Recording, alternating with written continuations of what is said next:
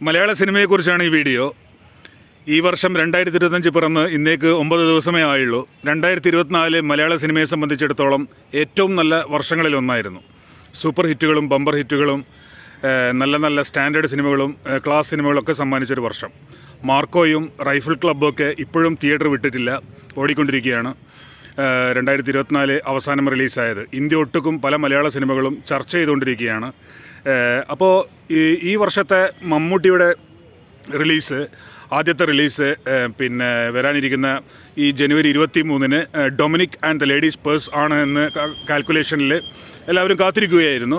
അതിൻ്റെ ട്രെയിലറിൽ നിന്ന് റിലീസാവുകയും 1,10,00,000 പേര് കാണുകയൊക്കെ ചെയ്തു. ഗൗതം വാസുദേവ് മേനോൻ സംവിധാനം ചെയ്യുന്ന മമ്മൂട്ടി കമ്പനി പ്രൊഡക്ഷൻ്റെ 6ാമത്തെ പടം. അപ്പോൾ അതാണ് ഇനി അടുത്ത വരാനിരിക്കുന്ന ഫസ്റ്റ് മമ്മൂട്ടി 2025 പടം എന്ന് കാത്തിരിക്കെ ഇന്ന് സർപ്രൈസ് ആയിക്കൊണ്ട് ഞെട്ടിച്ചുകൊണ്ട് ഒരു സംഭവം നടന്നിരിക്കുകയാണ്. എന്താണെന്ന് വെച്ച് കഴിഞ്ഞാൽ കഴിഞ്ഞ വർഷം നല്ല പെർഫോമൻസ് കാഴ്ചവെച്ച ആസിഫ് അലി തലവനിലൂടെയും കിഷ്കിന്ദ കാണ്ഡത്തിലൂടെയും 2 സൂപ്പർ ഹിറ്റുകളും അതേസമയം കലാമൂല്യമുള്ള സിനിമകളും സമ്മാനിച്ച ആസിഫ് അലിയുടെ ഒരു പടം ഇന്ന് റിലീസായി, രേഖാചിത്രം ഇന്ന് റിലീസായി വമ്പിച്ച പോസിറ്റീവ് വന്നുകൊണ്ടിരിക്കുകയാണ് എന്നതിൽ ഉപരിയായിട്ട് കഴിഞ്ഞ വർഷത്തെ ഓർമ്മിപ്പിക്കുന്ന രീതിയിൽ കഴിഞ്ഞ വർഷം ഇതേപോലെ ജനുവരി 11-നായിരുന്നു എബ്രഹാം ഓസ്ലർ റിലീസായത്. ജയറാമിൻ്റെ എബ്രഹാം ഓസ്ലർ റിലീസായ ദിവസം അതിൽ മമ്മൂട്ടി ഉണ്ട് എന്ന് ആരും അറിയില്ലായിരുന്നു. പടം മമ്മൂട്ടിയെ കണ്ടപ്പോൾ പലരും ഞെട്ടി. മമ്മൂട്ടി അതിലൊരു ഒരു പവർഫുൾ ക്യാമിയോ റോൾ ചെയ്യുകയും ആ പടത്തെ വേറെ തലത്തിലേക്ക് കൊണ്ടുപോവുകയും ചെയ്തു. ഓസ്ലർ, നിങ്ങൾ പ്രണയിച്ചിട്ടുണ്ടോ എന്നുള്ള ആ ഡയലോഗും ആ പൂമാനമേ എന്നുള്ള പാട്ടുമൊക്കെ. അപ്പോൾ അത് ഓർമ്മിപ്പിക്കുന്ന രീതിയിൽ ഇന്ന് ഫെബ്രുവരി 9 റിലീസായ ആസിഫ് അലിയുടെ രേഖാചിത്രം എന്ന നല്ല ചിത്രം, ഞാൻ സിനിമ കാണാതെയാണ് റിവ്യൂ പറയുന്നത്, അതിലെനിക്ക് ക്ഷമിക്കണം. സിനിമ കണ്ടിട്ട് വീണ്ടും റിവ്യൂ ഇടുന്നതായിരിക്കും.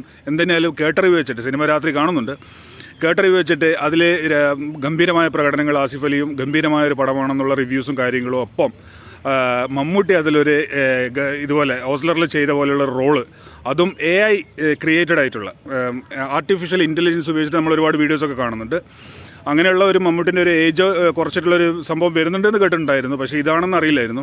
അപ്പോൾ അങ്ങനെയുള്ള ഒരു സംഭവം ഇതിലൂടെ മമ്മൂട്ടി ഒരു സർപ്രൈസ് എൻട്രി വിചാരിച്ചതിനേക്കാളും നേരത്തെ ഈ വർഷം, കഴിഞ്ഞ വർഷം ജനുവരി 11-നായിരുന്നെങ്കിൽ ഈ വർഷം നമ്മളെല്ലാം ഡൊമിനിക്കാണ് ഇനി അടുത്ത പടം, അല്ലെങ്കിൽ അതിനു മുമ്പ് ജനുവരി 17-ന് ആവനായി റീ റിലീസ് ഉണ്ടായിരുന്നു, നീട്ടിയതാണ്. 17-ന് ആവനായി, അത് കഴിഞ്ഞ് 23-ന് പിന്നെ ഈ പറഞ്ഞ ഡൊമിനിക്ക്, അതിന് തൊട്ട് പിന്നാലെ കുറച്ച് കഴിയുമ്പോൾ ഫെബ്രുവരി 14-നെങ്ങാനും ബസൂക്ക, പിന്നെ മോഹൻലാലിൽ തുടരും. മോഹൻലാൽ, ശോഭന, തരുൺമൂർത്തി, ഏറെക്കാലത്തിന് ശേഷം മോഹൻലാൽ ശോഭന ഒന്നിക്കുന്ന തുടരും എന്ന സിനിമ മമ്മൂട്ടിയുടെ ഡൊമിനിക് റിലീസായി ഒരാഴ്ച കഴിഞ്ഞ് 30-ാം റിലീസ്. അപ്പം മമ്മൂട്ടി മോഹൻലാൽ ക്ലാഷ് റിലീസൊക്കെ ഒരുപാട് കാലത്തിന് ശേഷമുള്ള ഒരു സംഭവമാണ്. എന്തായാലും മലയാള സിനിമയ്ക്ക് 2025 2024-നേക്കാളും സംഭവബഹുലമായിരിക്കുമെന്ന കാര്യത്തിൽ യാതൊരു സംശയവുമില്ല.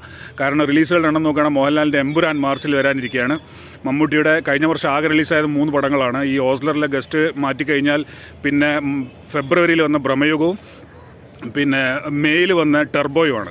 അതിൽ ഭ്രമയുഗം ഞെട്ടിച്ചു, പിന്നെ ഗംഭീര പടമായിരുന്നു. കഴിഞ്ഞ വർഷത്തെ ഏറ്റവും നല്ല പടങ്ങളെക്കുറിച്ച് പറയുകയാണെങ്കിൽ ആവേശം, ഭ്രമയുഗം, ഗോട്ട് ലൈഫ്, ആടുജീവിതം, ഈ 3 പടങ്ങൾക്കും സമാസമം ഞാനൊരു ജൂറിയാണെങ്കിൽ 1ാം സമ്മാനം കൊടുക്കും.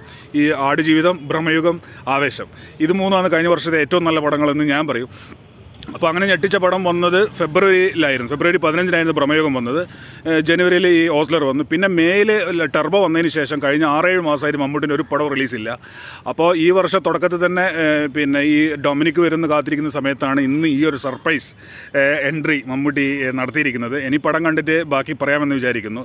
ജസ്റ്റ് ഈ ഒരു വാർത്ത കേട്ടപ്പോൾ വളരെ നല്ല പോസിറ്റീവ്. മലയാളത്തിലെ സൂപ്പർ ഹിറ്റ്, ആദ്യത്തെ ഈ വർഷത്തെ 2025-ലെ സൂപ്പർ ഹിറ്റ് ആൻഡ് ക്ലാസ് മൂവിയാണ് രേഖാചിത്രം എന്ന് മനസ്സിലാക്കാൻ പറ്റുന്നു. വമ്പിച്ച പോസിറ്റീവ് വരുന്നു. പിന്നെ വേറെ പുണ്യാളൻ പോലെയുള്ള വേറെയും പടങ്ങൾ റിലീസായിട്ടുണ്ട്. റൈഫിൾ ക്ലബ്ബൊന്നും തിയേറ്റർ വിട്ടിട്ടില്ല. അപ്പോൾ ഈ ഒരു കാര്യം ഷെയർ ചെയ്യാൻ വേണ്ടിയിട്ട് മാത്രമാണ് ഈ വീഡിയോ ചെയ്യുന്നത്. എന്തിനാലും നല്ലൊരു സിനിമാക്കാലം പ്രതീക്ഷിക്കാം. ബാക്കി ഈ പറയുന്ന ഡൊമിനിക്ക്, അതുപോലെ ബസൂക്ക, തുടരുമൊക്കെ വന്നു കഴിഞ്ഞാൽ ഞാൻ റിവ്യൂസ് ഇടുന്നതായിരിക്കും. ചാനൽ സബ്സ്ക്രൈബ് ചെയ്യാൻ നിങ്ങൾ മറക്കരുത്, ലൈക്ക് ചെയ്യാനും മറക്കരുത്.